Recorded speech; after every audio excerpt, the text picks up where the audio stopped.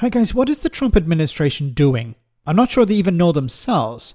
So on the one hand, the president imposed tariffs on countries all over the world under the guise of forcing them to the table to hammer out a deal. I have suggested that the goal of this is to make countries buy more American stuff like hormone-treated beef and massive gas-guzzling cars. But that might not be the plan. Former Assistant Secretary of Defense Chas Freeman spoke to the Community Church of Boston where he exposed the charade that's happening within the Trump administration. Have a listen to this. We have the White House claims that there are direct talks going on somehow with the Chinese. I don't believe it. I think what is happening is what I described earlier. The Chinese are maintaining contact with us, routine contact. There is no negotiation going on. The Japanese have just been in Washington, and their experience apparently was they went to talk to the American leadership on this matter, and the American leadership said, "What are you offering?" And the Japanese said, "Well, what is it that you want?" And the Americans could not explain what they wanted. This is a cockamamie approach to negotiation. And I think the Chinese, having observed the United States break virtually every agreement it has agreed to in recent years, including the replacement for NAFTA with proposed tariffs on Canada and Mexico, that was negotiated by Mr. Trump in his first term. And yet he felt free to abandon it and repudiate it. What's the incentive to negotiate with the United States when the United States has no stated objectives that make sense and no record of compliance with its own agreements? So I don't think there is. I think the Chinese have decided they will wait us out and see how Americans like Walmart and Amazon denude of products. 60% of Walmart's products originate in China. They're all tariffed.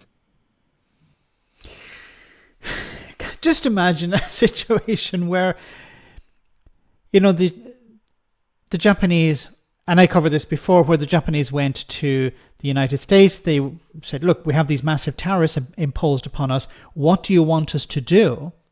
And the Trump response was, what can you offer us? So they don't know what they're doing.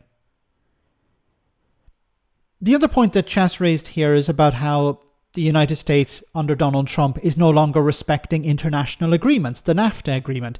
But also, one of the first things he did as soon as he was in the White House was to roll back, for example, the Paris Climate Accord. So this means that Donald Trump is not going to respect previous agreements. So why would anyone do a deal with Donald Trump now? I've been saying this since the beginning. You could do a deal, and this is a message for Keir Starmer and the Labour government. You could sign a deal with Donald Trump tomorrow, but there's no guarantee that he would respect it. He has not respected previous agreements, even ones that he signed himself. This is not a case of, look, he's not respecting agreements that Joe Biden or Barack Obama put in place. No, he's even disrespecting ones that he has signed. So Donald Trump is not a reliable partner. Anyone who thinks he is living in cuckoo land, cloud cuckoo land. Donald Trump is not somebody you can work with. Now, we've seen what's happened to the Japanese. We've seen what happened to Italy. Italy went there. Italy's prime minister tried to negotiate with Donald Trump, and she came back with nothing for her country. It seems she's going to buy more fuel from America and there might be some investment going in the future, but for her country, nothing. It was a pointless exercise. So it would be exactly the same with the United Kingdom.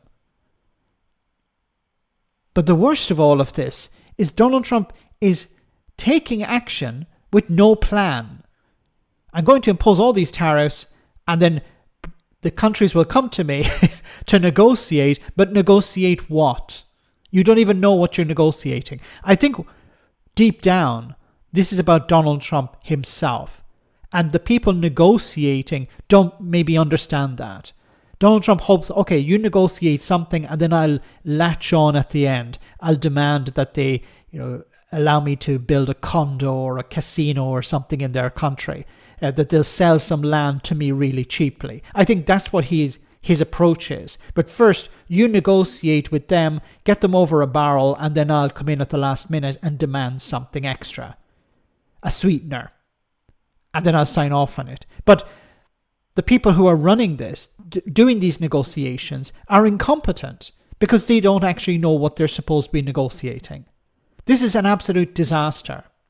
And the United States is now heading towards a recession, which of course the rest of us are all going to feel.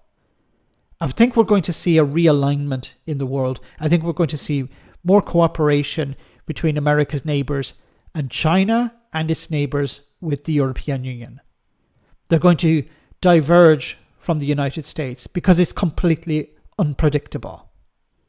Let me know in the comment section, guys, what you think. As always, your comments are greatly appreciated. Thanks a lot.